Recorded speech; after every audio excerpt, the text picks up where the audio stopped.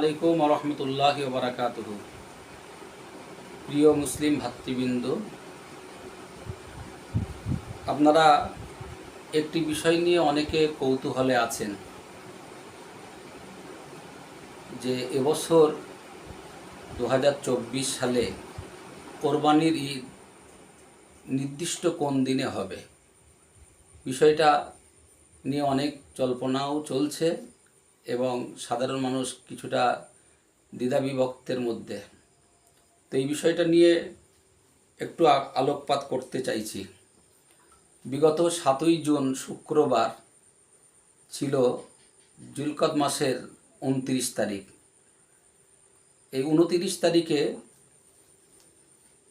চাঁদ দেখা যায় কি না এ ব্যাপারে অনেকেই চেষ্টা চালিয়েছিলেন। তো 29 তারিখ চাঁদের 7ই জুন শুক্রবার সেদিন বিভিন্ন জায়গায় চাঁদ দেখা যায়। যদিও কোরবানি বা এই ঈদুল আজহার ব্যাপারটা নিয়ে মানুষ অতটা বেশি চর্চা করে না, যেটা ঈদুল ফিতর নিয়ে পয়লা সওয়াল, রমজান শেষ, সওয়ালের চাঁদ উঠেছে কিনা এ ব্যাপারে যেমন চর্চা হয়, সাধারণত সমাজে ঈদুল আজহা নিয়ে বা জিলহজ মাসের চাঁদ নিয়ে অত বেশি মানুষ চর্চা করে না। কিছু সচেতনশীল মানুষ যারা চাঁদ দেখার ব্যাপারে চেষ্টা করে যান এবং কিছু দায়িত্বশীল হেলাল কমিটি আছে যারা প্রতি মাসে চাঁদের আপডেট দিয়ে থাকেন, আমরা জানি।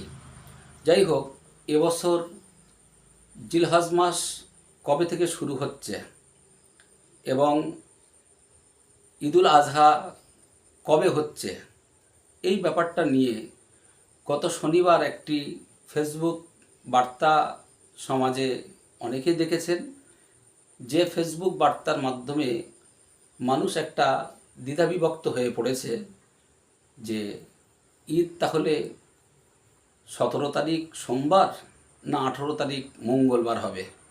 যেহেতু সেখানে বলা হয়েছে যে চাঁদ দেখা যায়নি বা কোনো রেঞ্জে সংবাদ নেই, আর হাদিসে আছে 29-এ চাঁদের 29 তারিখ যদি চাঁদ না দেখা যায় তাহলে 30 পূর্ণ করতে হবে।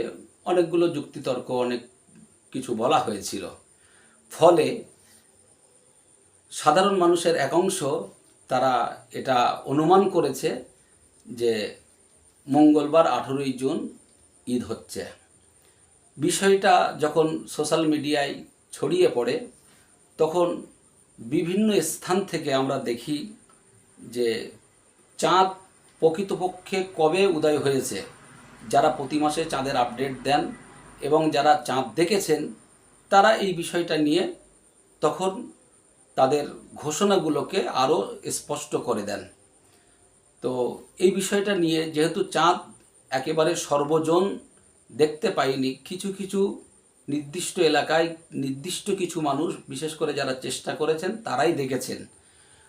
তো যেহেতু জিলহজ চাঁদের 10 তারিখে হয় ঈদুল আজহা, চাঁদ আজ উঠলেই কালকে ঈদ নয় বা কোরবানি নয়। সুতরাং ফেসবুক বার্তা বা সোশ্যাল মিডিয়ায় কোনো বিশেষ বার্তা দেওয়ার আগে যদি এই বিষয়টাকে ক্লিয়ার করে সব জায়গা থেকে তথ্য সংগ্রহ করে সব জায়গা থেকে জেনে তারপরে বার্তাটা দেওয়া হতো, তাহলে সমাজে এই বিভক্ত এবং এই দ্বন্দ্ব তৈরি হতো না। তো যাই হোক, আমরা বিভিন্ন সূত্রে সন্ধান করে ঈদুল আজহা কবে হচ্ছে সে ব্যাপারটা নিয়ে আমরা রাজ্য স্তরে এবং রাজ্যের বাইরেও বিভিন্ন জায়গায় অনুসন্ধান করি। রাজ্যের সংবাদ তো আছেই, এছাড়াও বিহার, উড়িষ্যা, ঝাড়খণ্ড, দারুল কাজা ইমারত শরিয়া, সেখান থেকে 3 রাজ্যের যৌথ মিলিত একটি ফতোয়া, মানে তাদের বার্তা তারা পরিষ্কার করে দিয়েছে, যেটা আমি এখানে দেখাচ্ছি যে এখানে পরিষ্কার করে দেওয়া হয়েছে। এছাড়া আমাদের রাজ্যের বড় বড় যে সমস্ত প্রতিষ্ঠান, সেই সমস্ত প্রতিষ্ঠান থেকে প্রতিষ্ঠানের প্রধান মুফতিরা এবং কর্মকর্তা যারা, তারাও স্পষ্ট করে বলে দিয়েছেন যে শুক্রবার 7ই জুন দিবাগত সন্ধ্যায় চাঁদ উদয় হয়েছে এবং সচক্ষে চাঁদ দেখেছেন আমাদের রাজ্যের বিভিন্ন জেলার মানুষ। এক দুজন নয়, একাধিক জায়গার আমাদের কাছে যা সংবাদ এসেছে এবং লিখিতভাবে যারা পরিষ্কার করে তাদের প্রতিষ্ঠানের প্যাডে বা হেলাল কমিটির প্যাডে যারা উল্লেখ করেছেন, তার ভিতরে বসিরহাট আমিনিয়া মাদ্রাসা থেকে দেওয়া হয়েছে, ভবানীপুর সিদ্দিকিয়া আমিনিয়া ইমা মাদ্রাসা থেকে দেওয়া হয়েছে, তাছাড়াও কলকাতা হেলাল কমিটি থেকে দেওয়া হয়েছে এবং রাজ্যের আরও বিভিন্ন জায়গা থেকে এটা দেওয়া হয়েছে। আমরা আজকে দেখলাম 3 দিন পর যে গত শনিবারে যে বার্তা দেওয়া হয়েছিল তাতে ইঙ্গিত যে 18 তারিখ ঈদুল আজহা হবে এরকম ইঙ্গিত ছিল। আজকে আবার সেটা পরিবর্তন হয়ে আমরা দেখতে পাচ্ছি সোমবার 17 জুন ঈদুল আজহা হচ্ছে। যাই হোক, এর জন্য ধন্যবাদ যে সঠিক জিনিসটা অনেক লেটে হলেও বুঝেছেন এবং পরে সেটাকে সমাজকে দিয়ে কিছুটা হলেও বিভ্রান্তির হাত থেকে সমাজকে অবগত করানো গেছে বা বিভ্রান্তির হাত থেকে সমাজকে একটু ক্লিয়ার করা গেছে। যাই বা হোক, দেশবাসীর কাছে আমাদের এই চ্যানেলের পক্ষ থেকে আমরা স্পষ্ট বার্তা দিচ্ছি, অথেন্টিক প্রমাণ সহ 540 মাইলের ভিতরেই বলেন আর রাজ্যে বিভিন্ন জেলা ব্লক এবং দায়িত্বশীল বহু ওলামারা, আমাদের রাজ্যের যারা দায়িত্বশীল বহু ওলামা, যারা বড় বড় মুহাদ্দিস যারা মুফতি, তারাও স্পষ্ট করে জানিয়ে দিয়েছেন।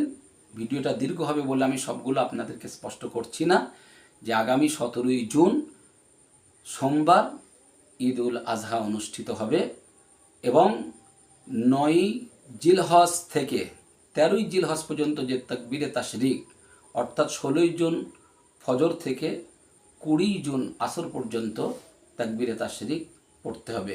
প্রত্যেক সামর্থ্যবান ব্যক্তি যাদের উপরে কোরবানি দেওয়ার হুকুম আছে, প্রত্যেকেই চেষ্টা করি এবং করেন যাতে আমরা কোরবানিটা সঠিকভাবে আদায় করতে পারি।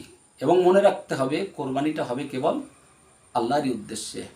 ইন্না সালাতি ওয়া নুসুকি ওয়া মাহইয়ায়া ওয়া মামাতি লিল্লাহি রাব্বিল আলামিন। নিশ্চয়ই আমার নামাজ, আমার কোরবানি, আমার বেঁচে থাকা এবং আমার মরে যাওয়া সবটাই আল্লাহর উদ্দেশ্যে।